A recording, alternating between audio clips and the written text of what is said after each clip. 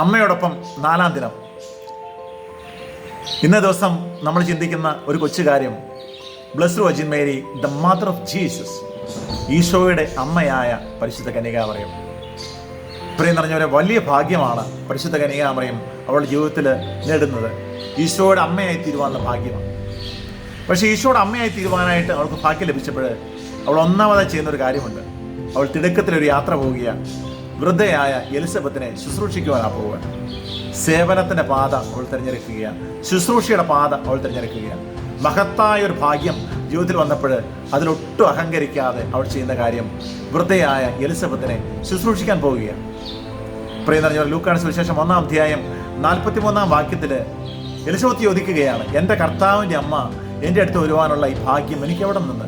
മറിയത്തിൻ്റെ സന്ദർശനം എലിസബത്തിനെ സംബന്ധിച്ച് വലിയ ഭാഗ്യമായിട്ട് അവൾ അവതരിപ്പിക്കുകയാണ്. പ്രിയം നിറഞ്ഞവരെ, നമ്മുടെയൊക്കെ ജീവിതത്തിൽ വലിയ നേട്ടങ്ങളുണ്ടാകുമ്പോൾ, വലിയ വിജയങ്ങളുണ്ടാകുമ്പോൾ ചുറ്റുമുള്ളവരെ ചേർത്ത് പിടിക്കുവാൻ, അവരെയും കൊണ്ടൊന്ന് പരിഗണിക്കുവാനൊക്കെ നമുക്ക് പരിശ്രമിക്കാം. പരിശുദ്ധ കന്യകാമറിയമാണ് മാധ്യസ്ഥം. പരിശുദ്ധ കന്യകാമറിയമാണ് മാതൃക. നേട്ടങ്ങളിൽ അഹങ്കരിക്കാതെ ചുറ്റുമുള്ളവരെ കൂടി ചേർത്ത് പിടിക്കുവാൻ നമുക്ക് പരിശ്രമിക്കാം. ദൈവം നമ്മെ അനുഗ്രഹിക്കട്ടെ.